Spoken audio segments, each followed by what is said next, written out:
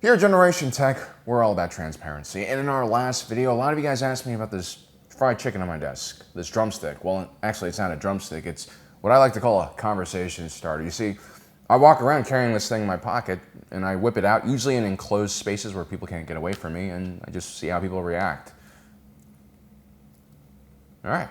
Anyway, since the first season, The Mandalorian, the New Republic has been on the peripherals of the show. Captain Carson Teva of the Adelphi Rangers frequently runs into Din Djarin in what are essentially a series of traffic stops. On one occasion, Carson Teva and Dave Filoni actually saved Din Djarin from a bunch of giant spiders, and even though Din Djarin clearly had an arrest warrant out for his role in a New Republic prison break, Captain Teva lets him leave. Am I under arrest? Technically, you should be.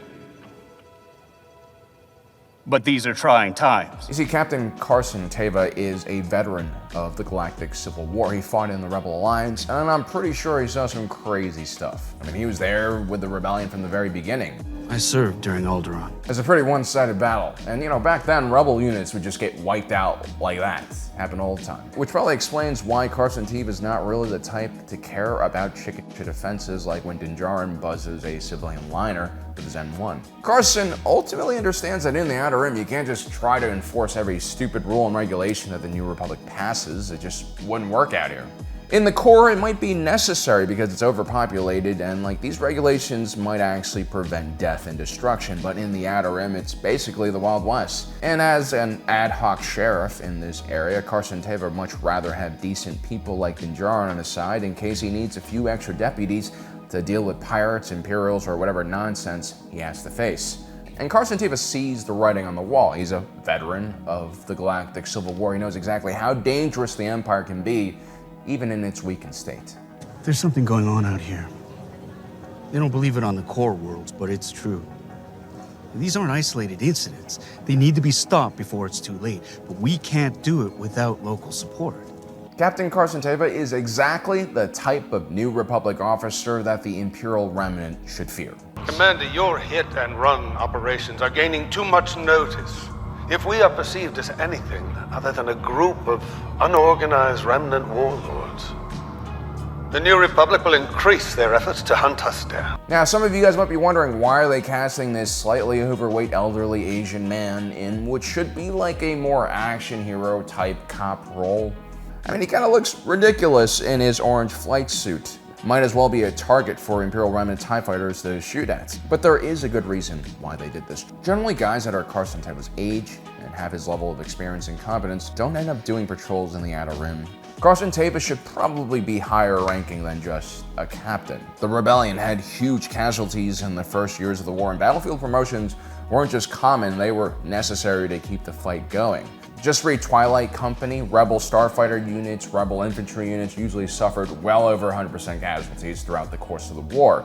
And so for someone like Carson Teva to survive from the beginning, well, he's probably a very highly decorated officer. Teva should be in charge of a frigate, or even a cruiser, or working some cushy job in the core. It is possible that Carson Teva prefers working in the field, or perhaps he's just rubbed the brass in the wrong way. He might be really good at his job, but that doesn't mean the New Republic actually wants him to do his job. Moff Gideon occupying the town, and now a pirate king is attempting the same thing?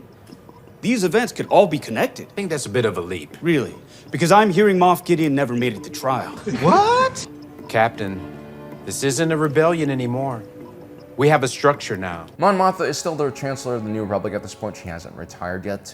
During the war, Mon Mothma was the ideological compass for the movement. It was her insistence that the Rebel Alliance couldn't just focus on military victories, but also had to prove that they were different from the Empire and worthy of running the galaxy that ultimately helped the rebellion win the war by basically turning a lot of Imperials against the Empire. Mon Mothma considered individuals like Saw Gerrera and his partisans as much of a threat as the Empire itself. You target civilians, kill those who surrender, break every rule of engagement. If we degrade ourselves to the Empire's level, what will we become? I mean, rebel insurgencies, if you just look at our own world, are usually extremely vicious and, chaotic. Not because, like, the people are inherently evil in these groups, but because there's just a lack of structure you really want with the military force. You are wiping out any chance to gather intel that could help your cause. Sacrifices have to be made for the greater good.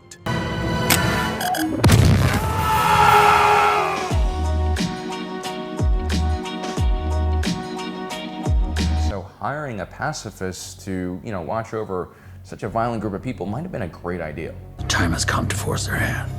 People will suffer. But in the post-war period, Mon Mothma has focused on demilitarizing the New Republic's military forces, which most likely eliminated a lot of positions within the military, which could have forced Carson Teva to take a demotion in order to continue serving. This is actually pretty common when wartime militaries transform into a peacetime military. Simultaneously, Mon Mothma was focused on creating a rehabilitation program for Imperials and making it as enticing as possible. Mon Mothma was really desperate for the war to end, so much so that she ignored the fact that there were still Imperial fanatics hiding in the Outer Rim and also within her own government. For all of her good work during the Galactic Civil War, Mon Mothma's policies here might be the reason why the New Republic eventually fails. Her ending the war at all costs would allow the Imperial Remnant to survive and then turn into the First Order. During The Mandalorian, the New Republic Navy is still much larger and much stronger than the Imperial Remnant, and they could have easily wiped them out here. But Mon Mothma is sick of war, she's sick of fighting. The New Republic, more or less, wants to forget the war ever happened. And so when Carson Teva tries to ask for help from the world of Navarro when it's under attack by pirates who could potentially be connected to the Imperial Remnant, the New Republic gets annoyed and just looks the other way. I mean, one of the best ways to lower crime is by under-reporting. And the last thing Mon Mothma wanted at this point was for Captain Carson Teva uncovering some Imperial conspiracy brewing in the Outer Rim. She wanted less ships, less soldiers, not more in the New Republic. Which brings us to our next problem. You see, the Imperial Remnant is coming for the New Republic whether they like it or not. Moff Gideon's new Beskar armored troopers are going to be a big headache.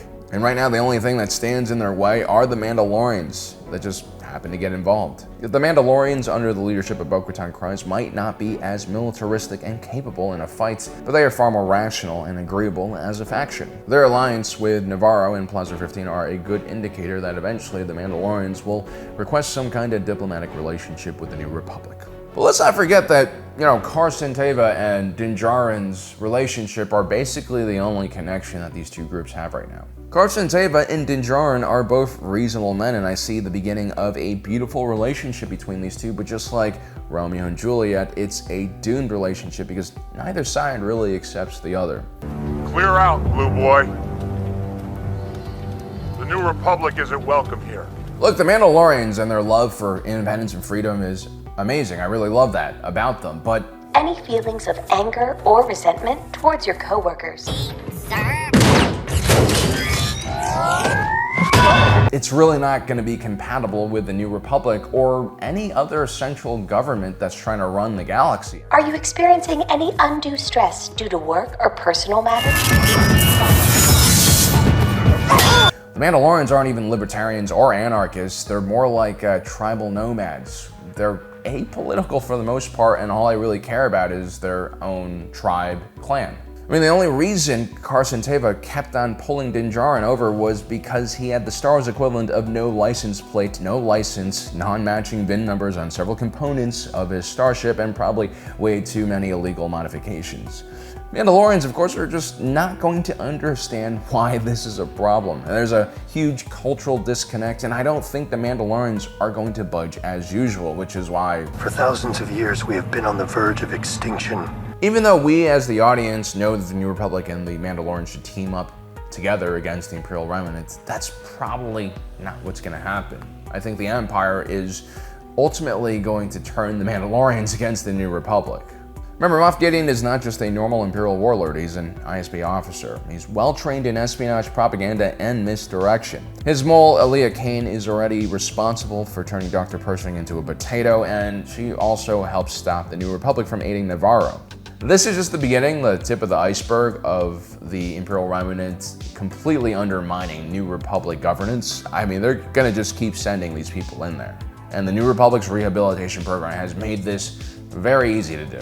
The New Republic is using former Imperials as almost cheap labor to fill many government roles. They are everywhere, and if coordinated properly, they could quickly shift the New Republic's policies against the Mandalorians. Look, I like rehabilitating, former fascists better than anyone else. You guys know my humanity first approach, but like these boys in blue, Nice shoes. they're completely clueless. It's nice to know that for every failure, there's a success, like you. And they are all gonna get their necks slit while they're sleeping by these hardened Imperial spies. And as the New Republic's lack of a strong security policy continues, the Imperials will only become more and more bold. Individuals like Carson Teva and Princess Leia will eventually be labeled as warmongers by the softies in charge, and they'll be seen as extremists who are living in the past and want to bring back the glory and excitement and importance they had felt during the Galactic Civil War. Which is why in the sequels, it's the Resistance, a paramilitary force of mostly former Rebel Alliance soldiers and their kids that face the First Order and not the New Republic. It gets wiped out in the opening salvo. And so the next time Moff Gideon goads bo-katan into attacking him, perhaps while he's on a New Republic world, it's very likely that the New Republic will see the Mandalorians as the threat. The fact that these Mandalorians are so heavily armored and armed and love to shoot first and ask questions later puts them directly opposed to the New Republic's more pacifist and progressive mentality. Unfortunately, as much as I want to see Mandalore rise to great new heights, they're just not compatible with the New Republic. And I think the New Republic is, too slow moving, too bloated, too full of bureaucracy to also make an exception for these very exceptional warriors. Well, let me know what you guys think about my theory. Is this going to happen? Is there going to be a clash between the New Republic and the Mandalorians? Also, don't forget to subscribe and hit that notification button down below so you don't miss out on the rest of our awesome content. As usual, my name is Alan, reminding you that my allegiance is to the Republic, to democracy,